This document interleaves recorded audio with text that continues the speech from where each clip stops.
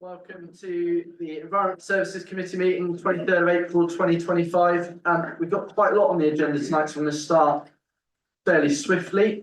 Firstly, welcome to all the councillors, welcome to the members of the public who are in the chamber with us today, and anyone who's watching online.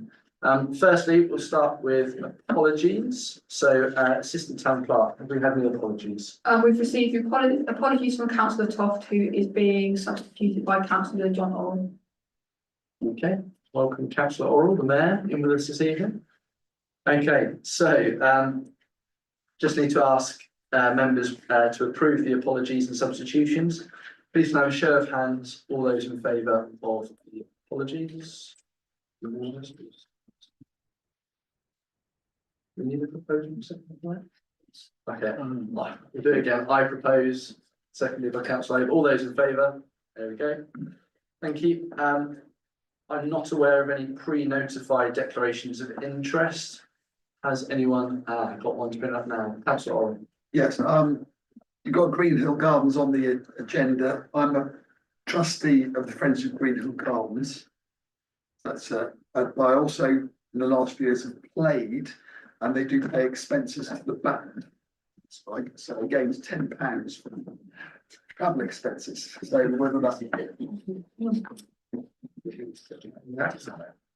Thank you very much. That's been noted. Been noted as a non-pecuniary interest. Thank you for informing us. Minutes of the last meeting have been circulated. Those are the minutes for the meeting held on the 12th of March 2025. And members are asked to agree that the minutes of the last meeting are a true and accurate record and that it be signed as such. So can I have a proposer for the minutes? Councillor O'Leary and seconder, Mr. Atkinson. All those in favour? Once again. Okay, at this point, we move on to councillor questions. None have been pre-notified that I'm aware of. Do any councillors have any questions to raise at this juncture? Councillor. Thank you very much, Chair. I have a question regarding item 11. Sorry, not item 11. Unfortunately, my laptop's not loaded, so I can't get on here. But the information items, would you like me to ask that now, or sorry, item 12, information items? Would you like me to ask that now or later on in the agenda? Can I ask which specific one, in case the officer is here leaving partway through? It is to do with the park yoga. Can you share until the end? Or do you want to answer that now? Can we do it taken out? Let's do it now. Yeah. So I just want a question really, because I wasn't consulted as one of the local ward members, but why the park yoga has been withdrawn from the marsh, but is retained, I believe, still at Lodmore. I don't know whether or not that was to do with attendance over the two sites, if that was chosen. But in my opinion, the marsh is a better location for it, not only for the fact that it's in the mighty Westham, but it is free parking's available where Lodmore doesn't have that facility, and making it a real actually free event where at Lodmore you have to pay to park in Dorset Council car parks. So I'm just wondering what was the reason that decision was taken to actually withdraw the funding there, when I understand that the local community group in Westham also used to part fund with the park yoga in Westham. Yeah, so yeah, if you could. If you just introduce yourself as well, so everyone knows on the video. Right, so yeah, I'll answer that one. Paul Bird, Green Spaces Manager. The decision to withdraw Park Yoga from Westham site was actually taken by Park Yoga rather than ourselves. We put forward less funding towards Park Yoga this year for a number of reasons, but we reviewed our arrangement with Park Yoga throughout last year and had several meetings with them and let them know that we wouldn't be contributing as much because we fully funded both sites last year. We did. No, it didn't contribute last year. It was the year before, I think. So Weymouth Town Council fully funded Lodmore and Westham last year. Park Yoga didn't make any contribution towards those, but were marketing them as free Park Yoga sessions. And Weymouth Town Council wasn't given any kind of credit for that. So as a result, we put forward less funding this year, and as a result of that, and under some new staffing changes with Park Yoga, they've made the decision to withdraw the Western site, partly because they've said they don't normally now have two sites within such close proximity to each other. I think because we had one that was set up in 2019 and one in 2022, I believe. They were new sites, and they've since brought in this rule that they don't have sites as in close proximity, but also Lodmore was quite a lot more popular than Western in attendance figures. So they've taken the decision to withdraw that. Councillor Jill Taylor has been in conversation with myself to see whether there's anything that can be done to reinstate the Western sessions. So we are in conversations between myself, Councillor Taylor, the Western Community Group and Park Yoga to see if there's anything that can be done there, but Park Yoga are quite reticent to do anything with us at this stage. So can I just ask that myself, Councillor Harmsworth and Councillor Clifford and Furman are all included in those conversations with Councillor Taylor, Yeah, of course. as local board members. And I'm wondering whether or not, if we are paying, if we have any mandate to tell Park Yoga where to go. And I mean, as in what location, not where to go. Or if we've actually explored if there's any other provider that could do it possibly cheaper. That's one of than the Park Yoga. things we're currently looking at the moment is whether we could, this year coming and in future years, whether we could put on Park Yoga without the involvement of Park Yoga. And just have an arrangement between Raynham Town Council and a supplier to do that. We're doing a new arrangement this year to do beach yoga, and which we have done directly through ourselves and an instructor. So it might be that if that continues and works well this year, that we might well do that with Park Yoga next year and sort of cut out the middleman, if you like. Thank you very much. Any further councillor questions at this point? No, in which case we will move on to item 6 on this evening's agenda, which is questions. And we have a pre-submitted question from Penny Coulter. If you'd like to come up and address the councillors. Good evening, thank you for letting me speak. I want to say a couple of things before I ask my question. One is that I don't enjoy coming here and it's challenging, it doesn't feel comfortable. But I do wish to oppose the decision taken by this committee on March 12th. I respect, you know, a lot of work goes into this and people have roles and jobs and things that I might not understand. And at the risk of sounding dramatic, I care enough about different things, and that's why I'm here. I'm in a privileged position. I don't have a vested interest in anything other than a livable future. And in particular, I'm thinking about the young and innocent too, my granddaughters and other young people. So this relates to the palm trees in seafront. I'm not alone in thinking that removing healthy trees from our seafront is unwise, and that for many of us, the benefits we gain from their presence outweighs the concerns about risks that they might pose, which from the information provided to date appears to be about perceived risks in the future rather than risks posed today. I would ask that the committee remembers the significant risk to us all as we face the future with ever-increasing levels of CO2.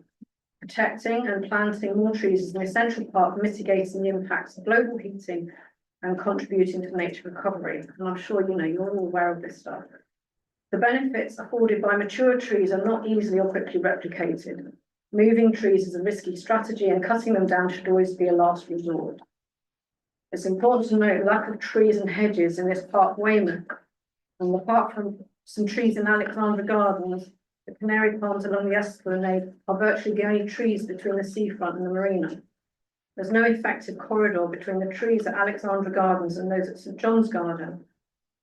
The council's tree policy talks about lots of the benefits, and the canary palms provide the following one. They have a habitat for small birds and wildlife. They help filter the traffic pollution. They provide a barrier to road traffic, parked cars and road noise. They provide shelter from the sun, wind and rain. They help cool the immediate environment and create breeze during hot weather. They provide something green and pleasant within the built environment. They help maintain links with the natural environment and contribute to feelings of well-being. They provide economic benefit by creating an attractive environment for visitors. This is the question I submitted or the lead up to it. At the last ENS committee meeting, it was agreed that canary palms be removed from the esplanade and be replaced with cabbage palms. 4 of a total of 9 trees have been identified for removal, with 2 of these trees due for removal in the autumn this year. It is possible that all of these trees will be treated in the same way, so it is important to ensure that the best decision is taken and all options have been considered as far as possible. With regard to replacements, there are currently 7 cabbage palms along the seafront. They lack impact and do not replicate the exotic and tropical feel evoked by the canary palm. Cabbage palms are smaller and have no significant trunk or canopy, and therefore provide few of the benefits conferred by the larger canary palm. I asked a question at the last full council meeting that was not fully answered. As this committee was the one that considered the matter, please can someone explain what were the criteria that informed the decision made by officers that the canary palms needed to be removed? Were they guided by specific legislation or guidelines, for instance? And can the committee be provided with an option that includes costed remedial work to retain all the palms, even if this is a more expensive option? Sorry if that was a bit long. No, thank you very much. The Assistant Town Clerk's going to provide a response. Thank you. Thank you, Penny. The original report, so I've got your question, so I'll just do it as a whole, if that's okay. The original report to the Environment and Services Committee did state that 4 palms would be removed during 2025. Officers will no longer be removing the 2 individual palms nearest to Alexander Gardens and will be repairing existing stonework that was damaged by the coach that collided with the stone bed. The remaining 2 palms that officers have highlighted to remove was informed by the trees becoming too large for their current location, and roots from the trees starting to damage the promenade, and one that has grown out towards the highway and has the potential to cause further damage to the road surface. Officers do not want to remove the trees if there is cost-effective ways to manage the trees, but also officers are conscious of the damage that the trees have started to cause to the promenade and need to mitigate against future risks and costs to the council. Officers did get a cost to increase the size of the stone beds that house the trees and install metal shuttering to act as a strong barrier to the palm tree roots and give them an increased amount of space to grow into. This was quoted at around £20,000 to £25,000 per stone bed. To be able to increase the size of the tree beds on the promenade, the council will have to apply for permission to be able to do these works from Dorset Council, who are our landlord. If the beds are increased in size, the trees may grow for a while, but may then become root bound and then slowly die anyway, as they'd not be able to push past the metal retainers. Increased planters will also encroach into the promenade further than the existing planters, and the line of trees, beds and benches will no longer be uniform in its appearance. Officers felt that the cost of increasing the size of the beds was too high to progress with, and felt that removing and relocating the palms and replacing them with the cabbage palms was better way forward to manage future costs and risks. At this point, we do have another member of the public in to speak to us this evening. It wasn't pre-submitted, but I'm happy to take your statement now, sir. Yes. So if you'd like to come forward and introduce yourself in roughly 3 minutes. Good evening, Stephen Belusis, operators of the snail ride on the Weymouth Beach for the last 10 years. And I'd like to make some comments on to the application that been put forward for new site 83. I come to see this really last minute, and obviously I wasn't made aware of it. My statement to you today is that Town Clerk Assistant Charmaine Denny, here present, has informed me at the beginning of my last season on the beach in 2024 that there will be something going forward upon a survey that took place the previous year in 2023. That happened in 2024, in February. In presence was Polly and Mr. Jessup. I asked to see the survey to understand the mechanism and to see how it's been conducted and how we reached such decision to go forward and make such a big site for one operator only. To which I've been told that, yes, I'll have that survey. I said, when is it gonna happen? How going forward? What's going on? At which time I've been assured that I'll be informed, I'll be kept in the loop with all developments to what will be strategically happening on the beach, which is occupied as a tenant for the last 20 years. Actually, 25 this year. At no moment I have been given any information. At no moment I've been talked to, told what was going on until November, when I received an email informing me that the decision were made and we're gonna have a bigger site and a Ferris wheel. In my last email with Holly, when I was asking to still understand the survey, she informed me there will be no site A6 next year. This happened early part of May.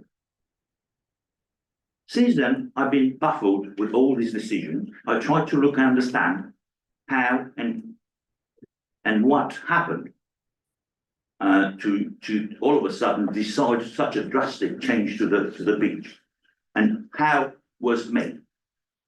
How to serve a Freedom of Information Act in order to get some understanding of the survey, which I only received March, beginning of March. You've got 30 seconds left. And it's still this moment, it doesn't assure me of what's going on. We've been on the beach for 25 years. We've been a good tenant. We've had a lot of people interested in the snail ride, yet today we're saying that no, it's too many sites, it's too big. I don't understand why. Do you have a question you'd like to ask? Just because My question is why it is a no from Mrs. Denny. Why you say it's no to go forward with this 8-3 site?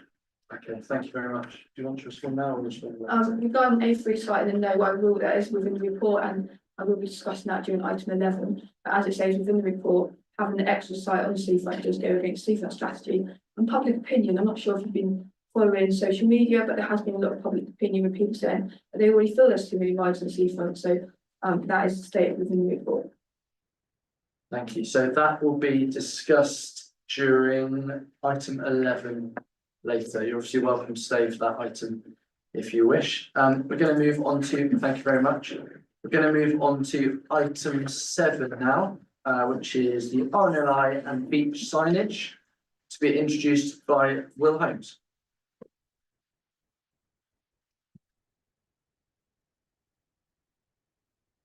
Thank you, Chair.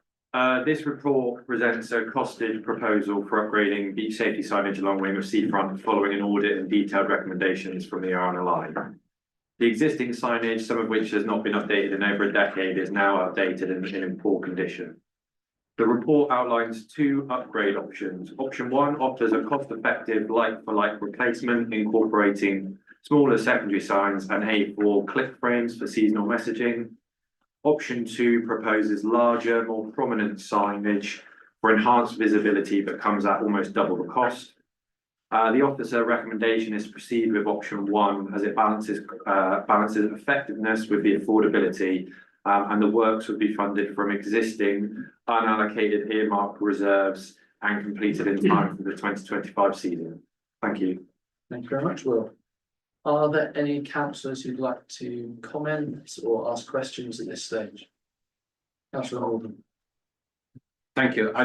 That picture there on the screen, Charmaine, is very useful to what I was going to say, which is on the left-hand side, it's the RNLI sign. On the right-hand side, it's the Weymouth Town Council sign, I think.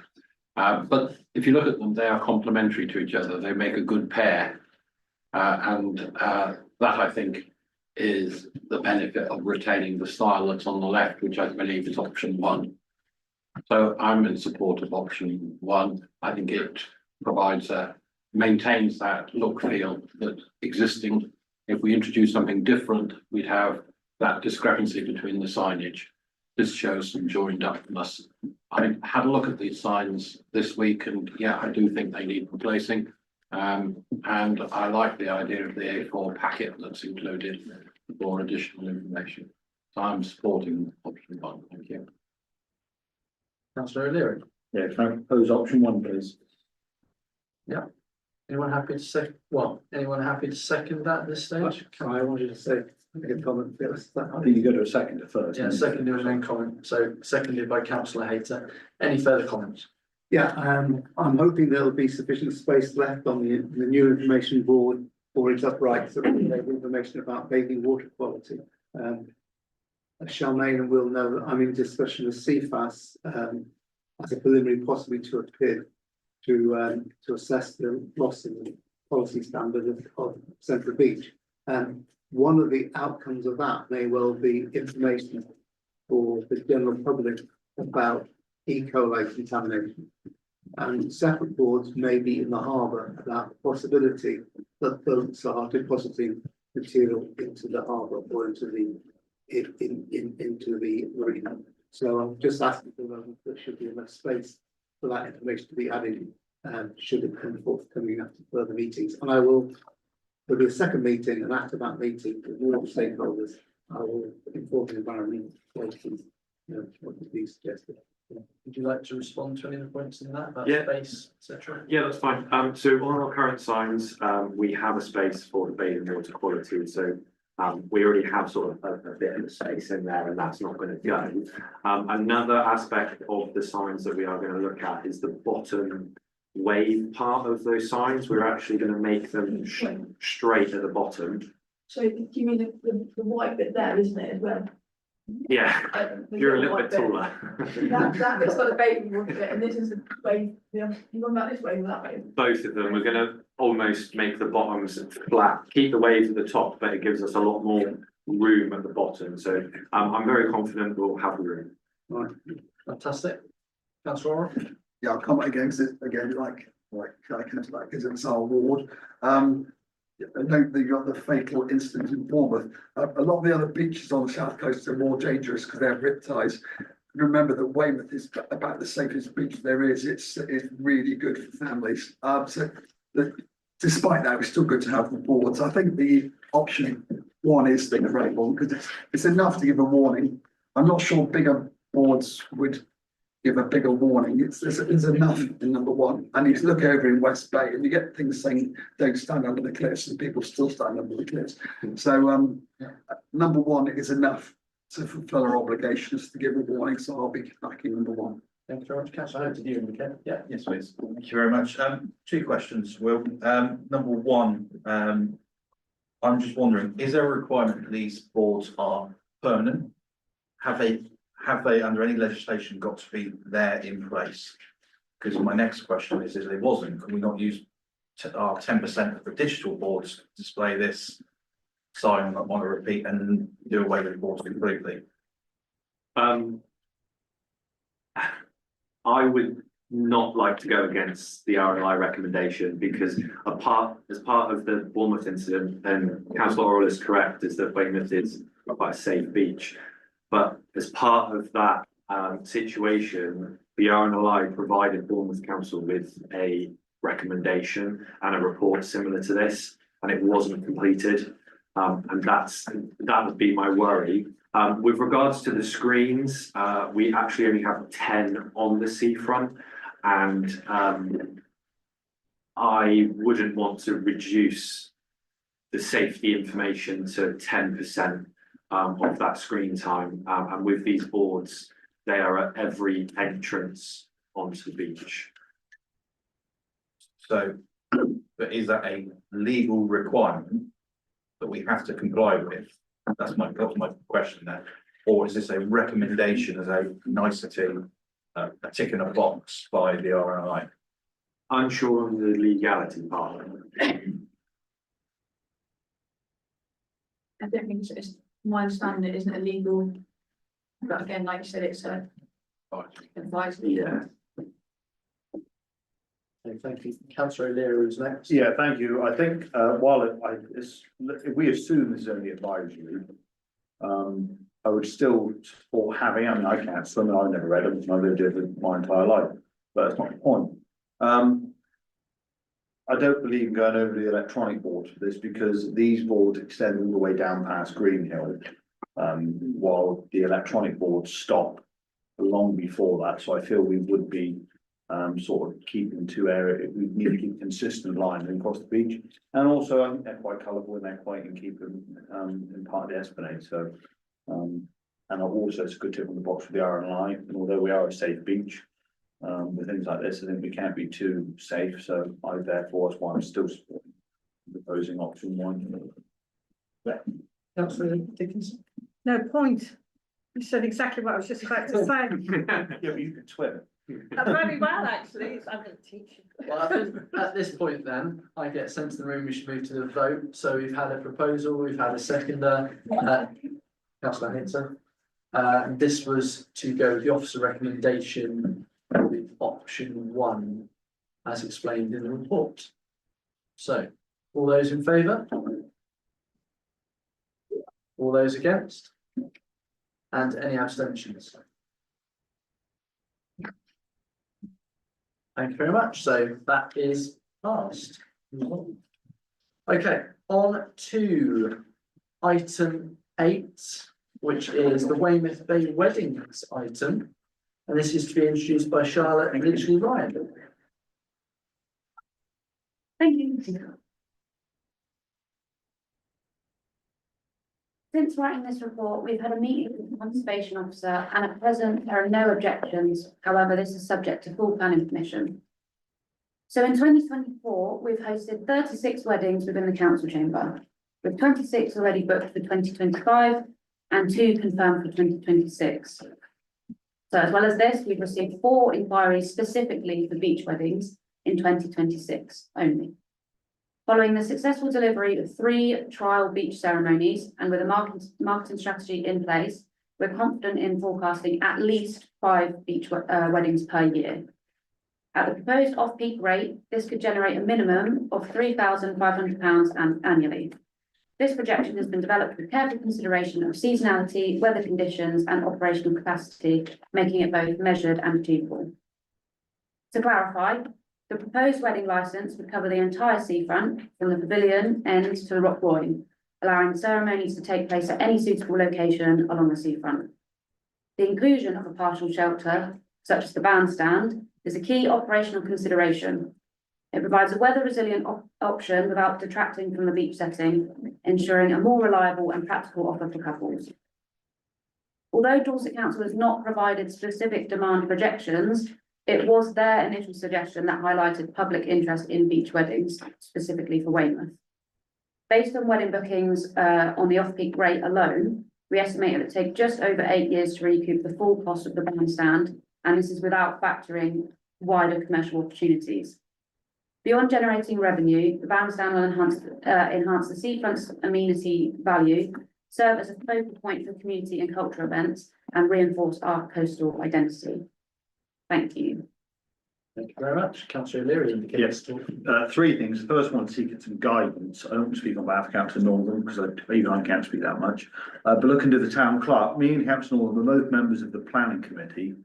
And where this would be subject to a planning, I should have probably declared this, where would we sit within, if this, we're voting on the idea of this, I assume, as opposed to a planning application. Are we clear in regard to being members of the planning You committee? can still vote on this, and then as per the documentation that the town clerk circulated, was it last week, week 4, there's been some guidance come through from Dorset Council regarding that.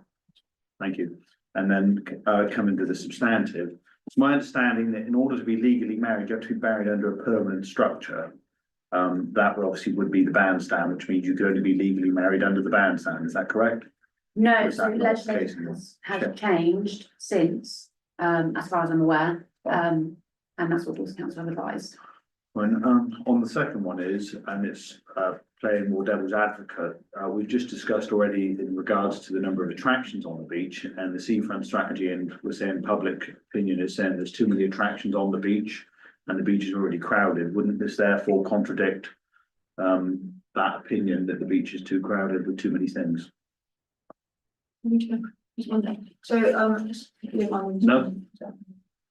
So as part of the seafront strategy, within there, you will see that there was, people wanted more live music, so the bandstand wouldn't necessarily be used for just weddings, they could be there to host music and so forth as well. And that is, I can't remember if it's action, but it was definitely something the state we've been receiving that strategy around developing our music offerings. Thank you. I've got a question. I got a bit confused about bandstands reading through the report because there are two mentioned and I thought, are they the same one? That's the first question. And if not, which I think it's the case, where will it be roughly? Because obviously they could potentially compete. Yeah, so it'll be this one, it'll be opposite roughly Rossi's. Yeah, ice cream. okay. So it'd be, there's a slipway there, and then it would be built just opposite there, Thank you. separate to the Green Hill one. Any further questions or comments? Councillor Hope. Thank you very much. I thought Councillor Northern was going to hit me to my question then, on topic, but not quite there. Why can't we just use the bandstand at Greenhill? Why do we need two bandstands? Yeah, totally understand the question. We spoke about it as well. They serve different purposes and they are different. Obviously the one in Green Hill is in Green Hill and is away from the sandy beach. I found that most of the inquiries I've been dealing with that want to do events or weddings specifically, they do want to be on the sandy end of the beach. The Green Hill bandstand would be funded by the Green Hill Trust and we wouldn't want to, so it would be we could use the Green Hill bandstand if someone wanted to get married there because the wedding license would cover that area. But I feel that the Friends of Green Hill would probably want to use it more for their benefit and for live music, etc., which we can do at both, but we wouldn't want to detract from that, from it being a community space. Whereas for this one, it's more commercial opportunity as well. Right, supplementary. So appreciate that, but potentially if we were to fund what we're talking about, maybe with a grand bandstand and fund that towards Green Hills, then I'm sure compromise could be done with Green Hill and it helps them achieve their target a bit quicker. Is an option in my mind. The other one is, whilst you mentioned a sandy beach, if we're that far up, it starts to get shingly. So do they understand they're not getting married on the golden sands of Weymouth Beach? Because by that point, you start to get more shingly rather than sandy. So that sort of defeats that comment slightly that you say on the sand. It is, so I appreciate you get to about the clock and then it becomes a bit more shingly, but where we're talking about opposite Rossi's, it is still sandy. Councillor O'Leary? Yeah, so we rent, am I correct in saying we lease out both the Upturn boat cafes? We do, yeah. Yeah, so in the summer months, they provide live music from at least one of their properties, would therefore we would then possibly be in competition with a business to which we do actually lease out to in good faith. Yeah, so obviously the bandstand, like we said, would be for weddings and for music, so my understanding is that the boat, so down Devon at the boat, predominantly offers music on a Tuesday night with Lego Men. So that's one night a week. We've got the, that's 4 hours a week. We've got the rest of the week. We said we want to be more event for the seafront, and this provides the opportunity. We've got the VE Day celebrations coming up shortly. And again, if we're a bandstand in place, I'm sure we'd utilise it for such events. No. So can I just ask, 'cause I'm slightly off my vision here, I know where Rossi's is. Can we just bring it up on Google Maps where it is exactly the location we're talking about? No. That's why. Sorry, no.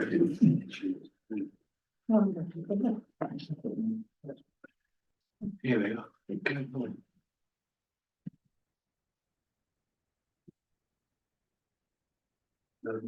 Bit further, it's there.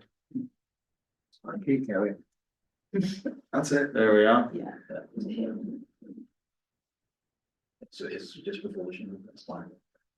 Yeah, so that's So the what way is it's that? down there. Yeah. Are you satisfied with your substance? It's the young, long new bar one, must be.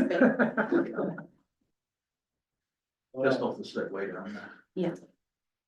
Satisfied? Yeah. Councillor Atkinson? Right, lost the thread. How much is it going to cost for the non-Greenhill bandstand, the one that we're talking about? And is an 8-year return to get break even good investment? So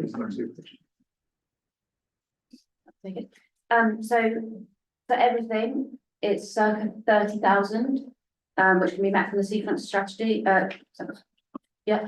And it's a minimum of 8 years that we could guarantee it to come back, so that's not factoring in some wider commercial opportunities that wouldn't just be specifically for weddings, but I've based the 8 years on weddings Could be alone. longer. No, it could be less, yeah, it could be much less. Okay, I'd like to comment at this stage. It strikes me as being a very positive addition. It's an extra feature on the beach. It's in keeping with the surroundings. It offers potential income stream. There's opportunities for music. I think it's very positive. I think it's a great initiative. And as such, I'm going to propose the recommendation as written in the agenda. Second. Seconded by councillor Joe. Yeah, Sorry. That's all right, you can call me Jane. I think it's a great idea, actually. Perhaps because I've got a bit of a personal view on this, is because my son got married and decided he wanted his photographs on the beach. Now, any lady will tell you, high heels on a beach, not a good idea, okay? This, I think would be absolutely brilliant, and I think once people get to know that you can get married like that, I mean, you know, you're talking about the money, and that's in my head, because that, you know, I was a former accountant. But initially, I think it might take a little while for you to get the money back. But then when people get the idea that a beautiful beach like Weymouth, you can get married with all the surroundings, I think it would be an actually good money maker. I really do. So I'm all for them. Thank you very much. That's all. Yeah, I'm gonna come out in favour. Historically, there was another music bandstand down here, about 100 years ago, on a little bit to the north, but we have had bandstands here before, so there is a history of it down here. And the other thing is we have a really strong music culture in the town, and this would celebrate and encourage it. So for those two reasons. At this point, then I think we'll move to the vote. So we've got the proposal, it's the recommendation as written, that the committee approves officers delivering the Weymouth Bay Weddings project plan, which includes installation of a permanent seafront bandstand. I proposed it, councillor Northern has seconded it. We go to our vote. Councillor, One question. Within your projections on return, have you factored in refurbishments and repairs? No. But that Because is we know that included. we know that the Victorian shelters often, every year need a liquor paint cleaner, hose down. And I'm presuming that this is going to be no different. I'm sure this will become unintentionally, with all the good it will bring with it, and the opportunities, will become an antisocial hotspot. So I think we just need to be mindful of the fact that actually, we say 8 years could be reduced if demand's higher, but there will be additional costs that need to be budgeted. So I'd like to see that if we do go ahead with this, that the income from this is ring fenced for refurbishment, so that in 10 years' time, based on the life of the other bandstand next on the agenda, it needs replacement, there's a pot of money there to replace it. And I'd like to build that in as an amendment, Chair, to the recommendation. Yeah. I just done that, so whether or not it's easier just to put a 0.2 in there, that the funds are, the income from the weddings is ring fenced to ensure there is a total for replacement and repairs as required. Shouldn't we propose and second this, and normally we don't ring fence items in this way. We leave it to a collective decision according to the budget for the particular group on an annual basis. yeah, that's while we're still waiting for your wording for us to second it. So that it is that as I just said, that the income generated from this project is ring fenced to ensure there is funds available for refurbishment, repairs and replacement. Is anyone willing to second the amendment outlined by councillor Hope? So just as, the income generated from this project is ring fenced to ensure there's funds for refurbishment and repairs. And replacement at end of life. So just continuing what I said, if I may, it's now speaking on the proposal, or you're still waiting for a second? Is anyone, Okay. is anyone seconding the amendment? Councillor Dickinson. Seconding that.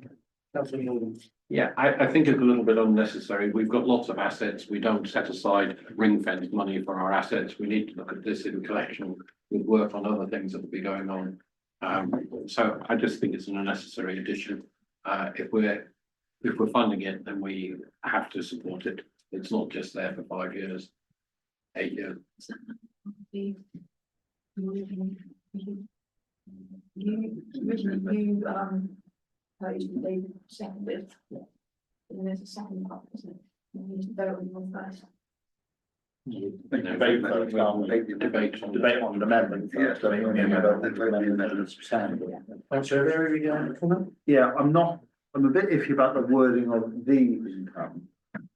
Because it makes it look as though we're saying all the income from this is going straight into a ring fence fund that can only be spent on this. Can we not sort of try and allocate a section of monies as opposed to the entirety of the money which it states out in the amendment? I'll put that back a little further, because it just looks to me as if all the money that's being raised from this is going back into a pot that can only then be spent on this. So. I think obviously full council can move reserves and ring fences around at any point that Councillor Morgan's alluded to. So should after year 3, we be fully booked and have weddings every week, on the 5th of December out there, for example, then obviously council can say we've got surplus requirements in there, move it at any budget setting. So I'm sympathetic, but I think it's a way to actually make our assets work for us. If I dare use the words back in the days of the borough, by a former councillor, years of funding from Harbours went elsewhere and the Harbours deteriorated and there was no funds to repair them. And I think this is good business sense to ensure that income's there for years to come, that we have funds available to maintain that. If we're going to put these weddings on, people are having these wonderful photos on our beach. We don't want a bit of a gang tag on the roof or, you know, pile of vomit in the background. We want to make sure that this is maintained to a high standard, that we get the repeat business, not from the same people, hopefully, but maybe from the same families and guests. Any further comments? Yeah, Councillor Hope raised something that I haven't actually occurred to me, but it's actually quite a sensible thing. Antisocial behaviour. I mean, we don't want a beautiful bandstand and then all of a sudden it's being defaced with graffiti and goodness knows what. You know, I don't know, CCTV, you know. Could you add something like that as well? That would add to the cost, but you certainly don't want to put something like that on the beach and then it will get ruined by mindless vandalism. I think as well, if you, sorry, do you want to say about structure, because it's quite minimal structure, isn't it? It's not a, it's not like a shelter where it's got space to graffiti. So they won't be able to hide in there and. You know. But you can see the CAD designs on the report, and it's basically uprights with a roof. So we haven't got the big sort of wall. Yeah.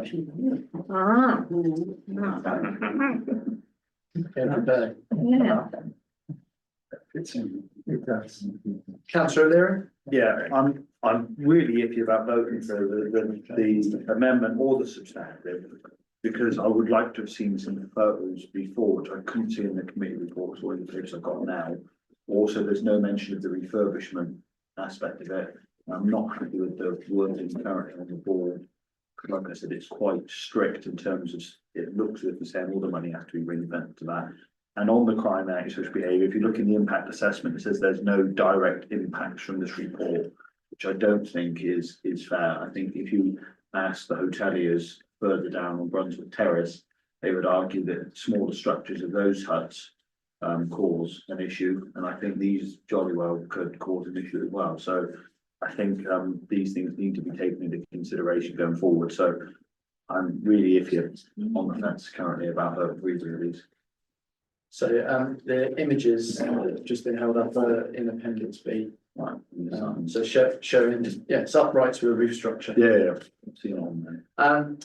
There are two potential designs. One's a hexagon shape and one is a rectangular shape. Any further comments? Building's actually on the problem, isn't it? Yeah, I think we're just getting up there. So designs are about to appear up there, but yeah, there you go. My view on this is I completely understand there is a risk of negative activity there, but I refuse to sort of go into a mindset where we don't do the good things because of the risk of the bad things. I see that there is a risk of graffiti, there is a risk of all those things. I understand the sentiment of the amendment. I also feel uncomfortable about this idea of sort of total income being ring fenced rather than a suitable amount for those potential repairs. I'm kind of stuck on that within the amendment. Am I right in saying, do we need to vote on the amendment? If we have a proposal second, For the amendment, yes, we do. So the proposal is councillor Hope, seconded by councillor Dickinson. So are you still happy with the wording? That's it appears. So we go to a vote of the amendment. So we're just voting on the amendment at this stage, which is section highlighted in yellow up on the board. So all those in favour of the amendment? Well, the amendment is with the substantive as well. Hold on. No, you've got to vote on the amendment first, then it becomes part of. No, the amendment is that plus the original proposal. We will, if that gets incorporated at this stage, we'll vote on the totality of the two. If it gets rejected, we don't vote on the totality. Well, the proposal put forward by myself, councillor Norman, which was the amendment, is the totality. So the original as written in the paper with that amendment, hence it's now an amendment. So that gets lost and we refer back to the original that was proposed in the paper. So you're voting for the original recommendation with the addition. everything highlighted currently in yellow. Yeah, so it's the original plus the amendment that we're currently voting on. Can I be clear, what happens if this amendment fails? Then we go back to the original. Thank you. Okay, so all those in favour of the recommendation, including the amendment? All those against? And any abstentions? Okay, so back to the original, Which is now highlighted. which is now highlighted. Would anyone like to speak further on this? Can we go to a vote? Let's just see if there's any other comments first. Okay, so we've got the recommendation up there. It's the original one that came with the report, so you're all fully aware of that. So we'll go to the vote. All those in favour? All those against? And any abstentions? Shouldn't be. Okay. So that is carried. Thank you very much. Okay, and thank you, Charlotte, as well. Right, next up, bandstands galore. So this time it's Green Hill by Councillor Northern. Green Hill Gardens Bandstand to be introduced by Paul Bird. Thank you, Chair. Bandstand 2.0. This report presents a proposal for the construction of a permanent bandstand within Greenhill Gardens to replace the existing temporary structure currently in place. The proposed bandstand aims to provide a durable and attractive venue for hosting open-air concerts and events, enhancing the cultural offerings of both residents and visitors to Weymouth. The Friends of Greenhill Gardens have been instrumental in organising the popular Music by the Sea concerts, which have proven to be a successful community initiative. With the current bandstand nearing the end of its useful life, the proposal seeks approval to move forward with plans for a new architecturally significant bandstand funded through donations and grants, with construction overseen by Friends of Greenhill Gardens in partnership with Weymouth Town Council. The initiative is expected to further elevate the appeal of Greenhill Gardens, fostering greater engagement with the local community and visitors while maintaining the heritage and charm of the area. Thank you. Thank you very much. I've just asked for the design to go up on the screen so we can sort of square that away. Straight at the beginning. It's in appendix C of the reports back. Councillor Hope. Thank you very much, Chair. I think at this point, they're only asking our support that they can go ahead and fundraise and support the application. So I think it's a bit of a no-brainer. The only thing I'm wondering now, based on the previous conversations, is whether or not we go back to them to say, would they allow us to use these for weddings? Should we be approached and we can market it as a venue, and that we can give them a share of the income received if that venue is picked? You want to say about how it's Weymouth Town Council asset though, isn't it? Yeah, so yeah, the the structure will be funded by Friends of Greenhill Gardens, but would then become a Weymouth Town Council asset and would be run and managed by us with Friends of Greenhill in conjunction. So I don't think we need, correct me if I'm wrong, but I don't think we need a approval to use it for whatever we want to, as long as it doesn't clash with their schedules. Like contradicting the previous comment there, where they probably want to use it more for community groups and music than weddings. So I'm just wondering whether or not we need that conversation now. We can use it. They'd use it on Sunday afternoons throughout the summer months, but I think that would be the only set in stone events that Friends of Greenhill run. I think there's the odd one that isn't on a Sunday afternoon. Other than that, it's 2 hours on a Sunday afternoon, where they would have primary use. Any further comments? That's right. Just want to know, if we're committing ourselves to the funding to the planning stage, what is that commitment? I don't have that figure, but Approximately.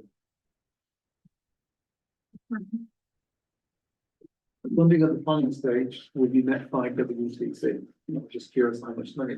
If the drawings provided by the Friends of Greenhill Group, which I believe previously we have been, is minimal. So we could either do it, submit it ourselves, or if we use the planning consultant, we look at no more than £1,000.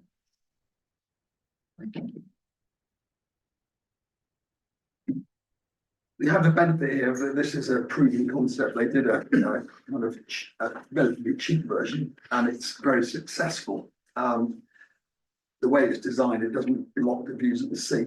It hasn't been a target for vandalism or antisocial behaviour. So it does seem to work, and there's a natural atmosphere to it. It's got a cafe nearby, so it really suits the venue. You don't get complaints from the neighbours because it's a busy road. It's more noise than the musicians do. My one thought would be whether they're being ambitious enough, because the stage they have at the moment is for a 5-piece band, which is great. But there are other potential users. Think of Weymouth Concert Brass and Core Society's rock choir. I just wonder whether that their scope has been constrained by the current experience, and whether they need be worth in the planning stage having 2 options, one being this size and another one being just a little bit more ambitious, to give us 2 options so that you could get Weymouth Concert Brass on there, or some of the larger music groups. They then have the potential for staging, just thinking ahead. Blue sky thinking. If you think of the Minack Theatre, you're going to perform plays, you could potentially have more seating temporarily on that slope and sell tickets. So you kind of mentioned it there as more opportunities for the future. But if you think of that now, you can make sure you design something that has the scope to have more use than its current 5-piece band use. So just have that option. Do you want to come back on the design element of it? Yeah, the design element of it, it's obviously very much been led by the Friends of Greenhill Gardens so far, but we could say, I think they would be open to amendments. Certainly we can go back and suggest some alternatives and work in conjunction with them to get something that works for everyone. Fantastic. Councillor Norton? It was a question about whether Friends of Greenhill Garden had already submitted or were about to submit an application for funding from a third party. Not to my knowledge. I think they're obviously waiting for our go-ahead before they put any wheels in motion at this stage. They've obviously gathered some public feedback of what design they wanted and whether there was appetite for this, but they've kind of paused proceedings until it's passed through committee. I did go to the Friends of Greenhill Gardens meeting when they had the designs. They had 4 designs, and then the Friends voted which ones they wanted. But all the designs, I think, some are traditional, some are modern, but they're all of the same size. They wouldn't let that time into consideration the larger ones to actually see what council is. Thank you. At this stage, I'm minded to get the wheels in motion, to use the phrase you just coined there. So I'm going to propose the recommendation as it appears in the report. Is there anyone that would like to second that? Councillor Northern? Thank you very much, Chair. Just now on that proposal, have we got assurances that officers will communicate these, especially councillor O'Reilly's comments back to Friends of Greenhill Gardens, because I think councillor O'Reilly's right. You know, it's very restricted there, what they have, you know, Darren Garnett, Solar Wisp plays there, you know, you've got relatively small groups, maybe the Decadettes. But like he says, you could have a larger audience, which would be really good for our voluntary and community sector in Weymouth.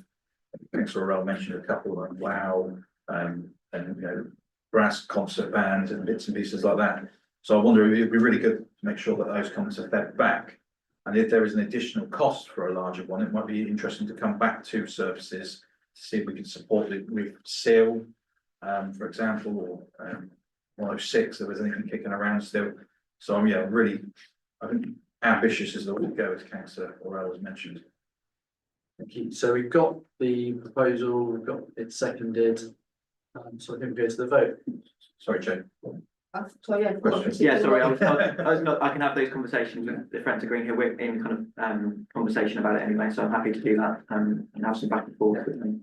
Yeah, so that's come up a few times about just communicating with them. So we'll go to the vote at this stage. So it's the recommendation as written in the report. All those in favour? That one is unanimous. Thank you very much. Right, item 10. So this is, and thank you very much, Paul. Item 10, Christmas trees, partnership working to be introduced by Shane. Thank you, Chair. This report seeks committee's approval for officers to work with the bid to install an LED recycled Christmas trees at Bond Street and the seafront of the Christmas period for the next 3 years.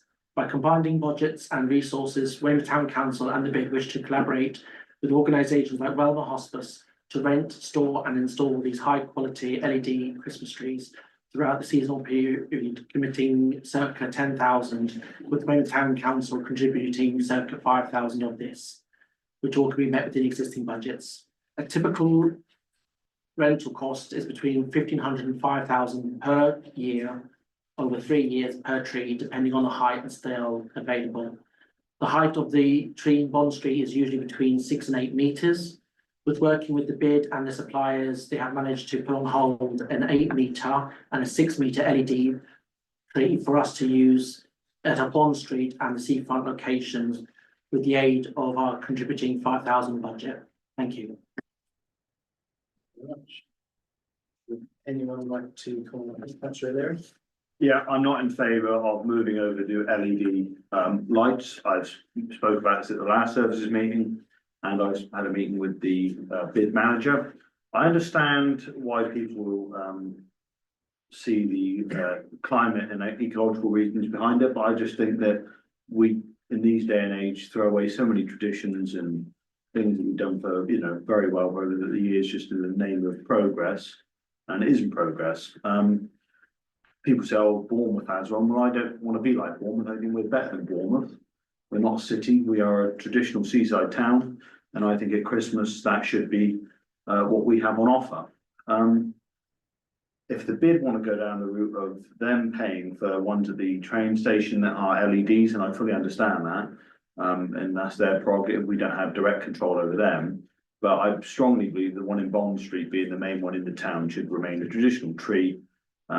We need to support British business, includes people that grow Christmas trees and manufacture them and deal with that sort of business. So I think if we were to go down the LED route, it would be an absolute travesty, I think, and just another thing thrown on the trash heap towards, you know, modernising everything.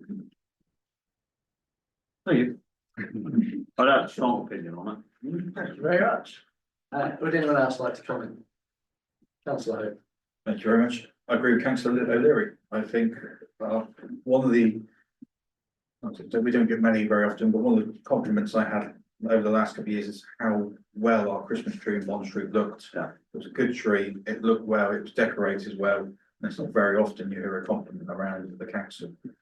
And I think to remove away from having just 3 LED trees around the town is a step in the wrong direction. It's not going to compete with Bournemouth. Criticism will get, well, look, they're trying to be Bournemouth, but they're not. I think we just stick to what we do in Weymouth and it works well. So I'm not in support of replacing our traditional tree in Bond Street for the LED. However, if we want to develop this concept, then I think actually we probably need more LED trees around the town to get people moving around the town in different communities. So yes, start at the train station, then one maybe in Hope Square, then one maybe up in, you know, Gardens or somewhere in Wyke, and not forgetting Littlemore, of course, Councillor O'Leary. But you know, get these trees and get people moving around the town, footfall around the town, supporting local businesses. I think just two wouldn't be enough to compete. And I think if we're going into this game, we've got to do it properly, and we've got to be credible competition to form with rather than a copycat. That's what it is. Thank you. Well, recently I've been to Re-engage because I've got involved with providing like a service for older people, a coffee morning at the pavilion. And I'm actually going to be a volunteer driver, which is what I've started doing. So obviously I had to think about, as I was driving these people to, these older people to, what could I talk about? Because you can talk about family and everything. So I actually came up with the idea, what did they think about Christmas trees, which seemed a bit strange as we were in April. And it was unanimous. And I thought, well, I'll go around the room. I mean, there was only about 10, 12 older people there, and not one of them wanted an LED. And I think sometimes, you know, these, as Councillor O'Leary said, these traditions are important, and, you know, we shouldn't move away from those. That's my opinion. I'm the bid director for, and I therefore told them at the last meeting that what had been said about there's a commitment for true Christmas trees. Well, I'm confused now. What will happen if we stick out for that? Are we then going alone, or bid are going their own way? I'm not going to, or are you going to try and persuade bid to co-fund the trees, which they say real trees are unaffordable? I'm a bit confused now. Yeah, so with regards to working together, we when we collaborate our money, our combined budgets together, with the bids, working partnership with Blandshare as the company they use. The more you buy into it, the cheaper they become. So if we do pull away, the bid will have an opportunity to buy the LED lights or the Christmas trees, but it'll be at a higher cost to the bid.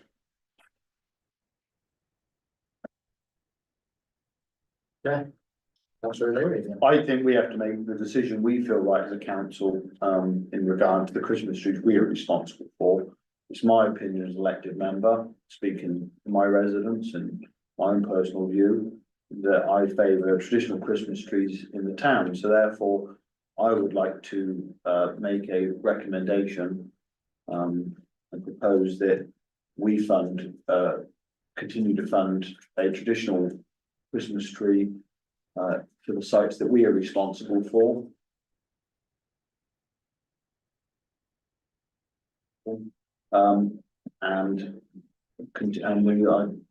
I don't know if I can put this, but we are happy to work with the bid to ensure that happens, but we suggest that they do what they feel is best for them on the sites that they are responsible for.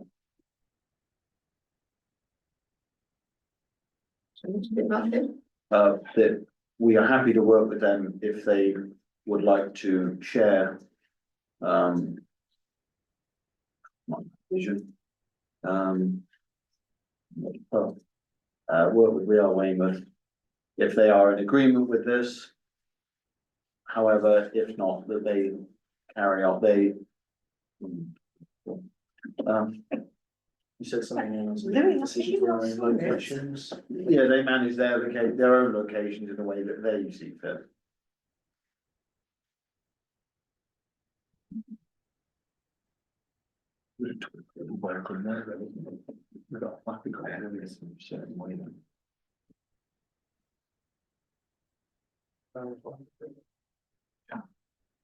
I was going to, point of order type question I got. So I think what's been suggested is a completely different motion, not an amendment to the current motion. We're not discussing Christmas trees, we're discussing working with the bid on Christmas trees. I think the Councillor Leary's explained the consequence quite well. That if we reject this motion, then we'll go back to bid to continue discussions. So I'd take advice from Town Clerk So the office recommendation was initially for committee members to approve officers to work with bid and install LED recycling trees on Bond Street. This comes back from the last ENS committee where you stated that, you know, any change from the tradition wanted to come back. So you can vote against that and say, no, you don't want to take that forward, or you only want to take it forward in certain locations, and then for Shane and officers will go back to bid, and we can see how we can work in partnership, but not using our funding we retain funding for the traditional tree in Bond Street. And you also said in the other location, which is the Seafront office. So clarify what you're on. What's contained within the proposal is more or less stipulating our position and then a comment to the bid. Basically outlining the council's position on the situation. But the first part of the officer recommendation talks only about lead recycled trees. So you'd have to delete that element. Yeah, that's the older part, this is the. Consequences. Okay, thank you. So we're on yellow. We are on yellow at the moment. Well, are we voting for that as an amendment? Well, hold on, I haven't got a second yet. So, councillor O'Leary has worded this lovely yellow paragraph up here. Took a while to get there. Can you put it in blue? We're on the wasn't a politicised yellow. So, we've got a yellow paragraph up here, which is from councillor O'Leary's musings. So it reads, we continue to fund a traditional Christmas tree for the sites that the council are responsible for. That's Bond Street and the seafront. I think that's near the seafront beach offices, I believe. Yeah. We are happy to work with the bid if they are in agreement. However, the bid manager in locations, how they feel that it's a bit of rewording, but we get this. Bid should manage. Yeah. Sorry, Chair, may I just interrupt? Absolutely. Just in regards to the actual site and on the beach office, over the last 2 years, where we're doing carols on the coast, we put a tree there. The actual environment has not been kind to the tree itself. Yeah.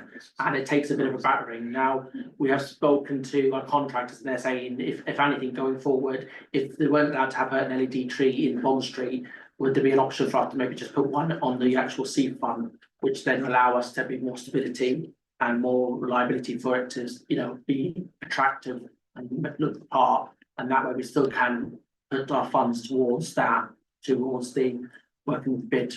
Yeah, it does feel like there's some sort of move towards a hybrid sort of system here. Councillor O'Leary, Councillor Orange. Oh, sorry, 1 second. Do we have a seconder for Councillor O'Leary's? Councillor Dickinson, Councillor Orange. I'd like to be in favour of that kind of hybrid link to keep the Bond Street one, so we keep the tradition. Tradition is only limited anyway, it's only since Prince Albert, so it's only Victorian. If we're going real tradition, it's Yule box, that's medieval. So it's a modern tradition, Christmas trees. Yeah. And so if we move to, this gives us a chance to experiment with the LEDs while retaining the tradition in the most prominent position. And especially because the one on the seafront gets absolutely hammered by the gales. So I think there's some merit in your suggestion. Is yours in response to Yeah. that? Because Councillor. I'm happy to compromise and take the seafront element out of that, but my main, I like on short Bond Street is it remains traditional. I mean, Prince Albert has been dead 100, almost 20 years, so it's. As well. I think Councillor Northern, You said it. Councillor Hope. Yeah, I think it makes sense seeing the tree up on the seafront. We've quite often walk the dog out there. It does look quite sorry for itself after a couple of days being up. So it would make sense. And I think that was only an additional tree put in over the last 2 years to support the Carols by the Coast event. So it's not a long-term traditional, our traditional tree is in Bond Street. I'm just wondering if we were to go away from this, and I'd quite like to keep the traditional in Bond Street. But you mentioned that the more you buy, the cheaper they become. What would be the cost of getting maybe 7 or 8 to create a trail around the town, move around and go? So you could have your first one on the train station, and then you could go up to the prom, and then you could have one somewhere in Weymouth Town still, and then one over the bridge, and then so on and so forth. Get people moving around the area of retail, so that's what the words are trying to go, Meadwell one over and Overcombe Corner, you know, to support businesses down that end. What would be the cost? You know, because we're going to be shortly discussing underspends of budgets and bits and pieces like that, and you know, we want to be, as I say, a credible option to Bournemouth and something different, because Bournemouth are rolling out the same ones every year. And I think, you know, you do need more. Okay, so that's something we can take forward by the officers. Yeah. And of course, how much? You know, roughly? Obviously, I wouldn't tell you how much they roughly are. I mean, you're looking, like I said, in between the costs is between £1,500 and £5,000, depending on the type of tree you want. We could go back to the bid and talk about locations that we want to work together with, and then come back and say, well, actually, we've highlighted 5 or 6 points where we want to, but obviously it all depend on what budget, and obviously that'll be again for the future of our budget setting groups. Also from a timescale perspective, I think we are pushing for time, because I know that the bid work and then company you're dealing with, you said were, you know, if we want to get something in, we need to. Yeah, and with regards to this year, because obviously during this time period now we're in, they normally do, because it's always these second-hand trees, they get snapped up quite quickly, so they're holding these ones for us. And so going forward, it all depends on when we can actually go to them and say, we've got X funding, what we have for those types of X funding. So I think the read on this is we need to get something through soon. For this, yeah, For this year, for this year. we've got to act, we've got to respond. And then there's those valid conversations around how we expand it moving forward. Indeed. Yeah, Yeah. and that would be part of that dialogue. The Yeah, officers we can, have. we can also bring that back to the budget setting group, so then we can work out how much we need to then locate or spend going forward for the next 5 years. Thank you very much. So I'm trying to remind myself where we're up to now. We've got the yellow paragraph.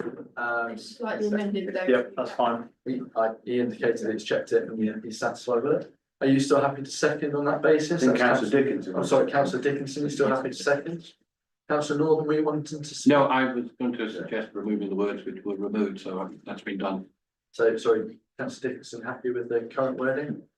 So I think at this point, we'll move to the vote. So we're voting for that yellow paragraph there. Sorry, I'm still slightly confused. Sorry, Councillor Atkinson. Are we saying now that we're happy to work with bid on lead trees, but we will? Lead? I know expense, pay for a wooden Christmas tree. Is that what we're saying?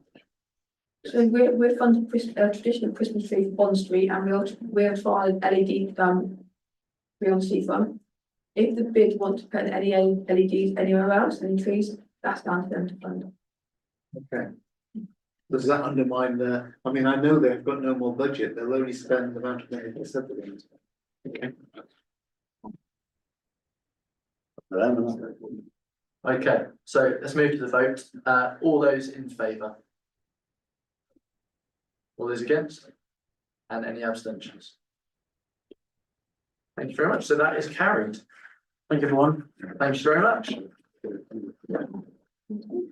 So, on to item 11, which is the attraction sites and the options available. And this is being introduced by Charmaine Denny, our Assistant Town Clerk. Thank you, Chair. In 2024, the council adopted a seafront strategy, and the focus area within the strategy was beach attractions. Beach attractions priority to the next 10 years included balance to desire and expectations of having beach attractions whilst ensuring the beaches are covered. In February 2025, full council resolved to award the individual 5-year contract for attraction sites A5 and A6, and also for officers to see if there was any alternatives for additional attraction site that could be tendered. Officers have been reviewing open spaces within the council's portfolio where an additional attraction could be sited, and we've determined that none of the council's green spaces would be suitable, mostly due to their locations not being high footfall tourist areas, and also due to lack of services within these spaces, for example, power supplies. The only alternative officers felt was suitable was council land, and council land was the A3 site opposite Marks and Spencers, and this is shown. I can show you on the map in a moment, but that's opposite Marks and Spencers. Although this site is an option, officers do not feel that it's appropriate, as it does go against council's seafront strategy priorities related to beach attractions, as detailed in the priorities within the report. In addition, since the launch of the new amalgamated attraction site on 29th of March, on social media, the councils have received a large number of comments relating to the new site. Adding an additional attraction to the beach would not only go against seafront strategy, but also generate additional negative feedback from local residents and go against public opinion. Within the report, there are details regarding planning permission procurement and timescales. So as per the report, the officer's recommendation is for members to not agree an additional attraction site on Weymouth Beach due to it going against council's seafront strategy. Thank you very much. Would anyone like to comment on item 11? The attraction sites, councillor O'Leary. Yeah, I'm slightly confused. What is the purpose for this coming to committee? It was asked for by full council. Right, that's fine. Any other comment? The only comment other is on public opinion, it is just.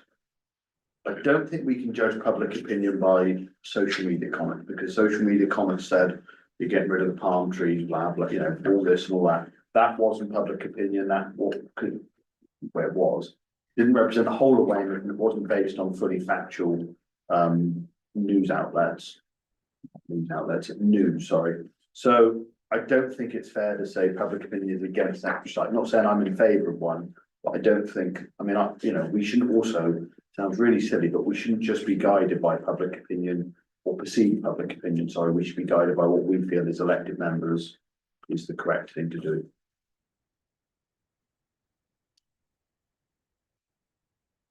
Any other comments on this item?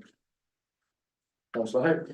Thank you very much, Chair. I think just in the concept of openness, I know the officer recommendation is that we're going against the seafront strategy, but I think it is important that the committee realise we've already gone against it.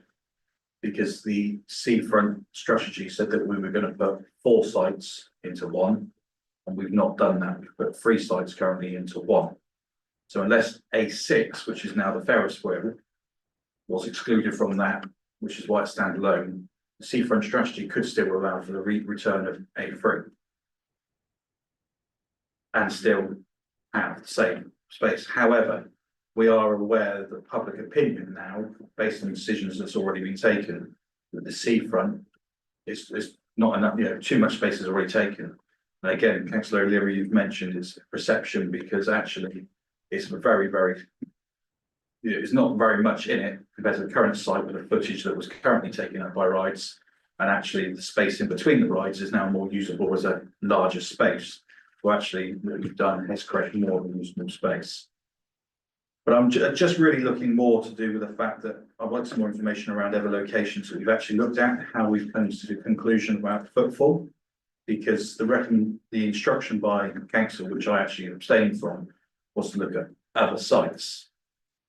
Realising that actually the beach probably wasn't an option because of the strategy.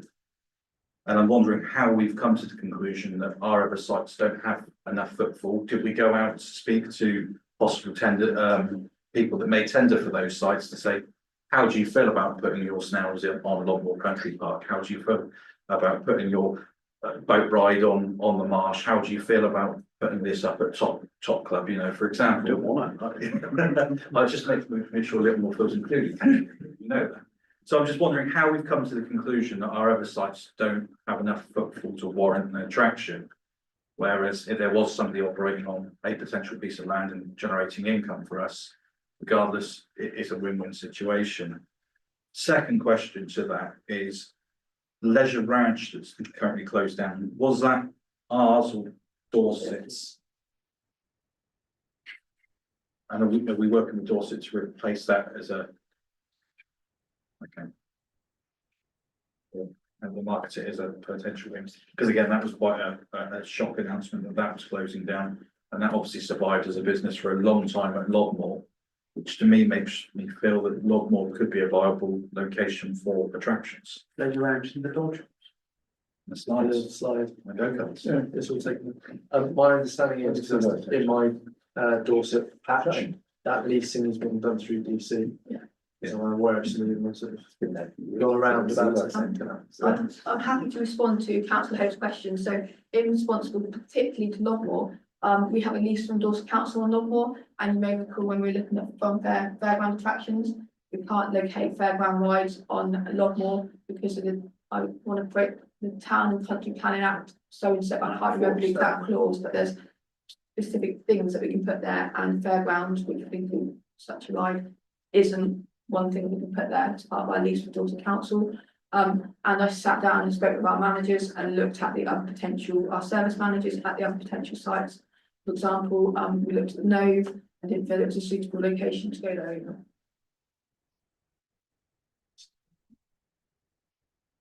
Okay, I think though, we've got to remember that we've gone out looking at these sites as a option to tender to anyone. And there's nothing saying that the attraction that goes onto Lodmore may be mechanical or not. There's other options for attractions, rides that aren't mechanical. So I'm wondering whether or not it's still worth looking at Lodmore for options for type tenders. Long term, but again, we can take that away and look at it as a separate piece of what we want. Been a bit naive here, but I mean, if Leisure Ranch is gone, you know, and all that stuff that was there, what's gonna happen to that? I mean, That's a different matter to this. I'm just aware it's through DC and they are. okay, There's been emails about it. It is something they're very aware of, I'll put it that way. okay. So that falls within Radipole Ward and know a little bit there. Back to the recommendation that's on this item, on this report this evening.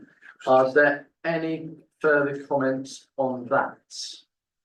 So this is about an additional attraction site, and the recommendation is that we don't move towards an additional attraction site on Weymouth Beach.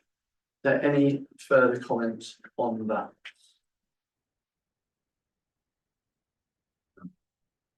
Okay. In which case, the recommendation currently reads for members to not agree to an additional attraction site on Weymouth Beach due to it going against the council's seafront strategy. So, as chair and as the discussion has dwindled, I will propose that so that we test where we are with that in the room. So I will propose the recommendation as chair that's been provided to us by the officers. Is anyone willing to second that? Councillor Northern, thank you. So we've got the officer recommendation as written in the report. All those in favour? All those against? And any abstentions? No abstentions. So the officer recommendation is carried. Thank you very much. Okay. Information items now. So any councillor questions regarding information items? We had one earlier this evening. It should be submitted in advance of the meeting. Hopefully you've had a chance to read through all of those. Lots of standing items, lots of important developments. And I just ask members to note those information items, please. That brings to an end the Environment Services meeting. Thank you. Just a reminder to members, please can you leave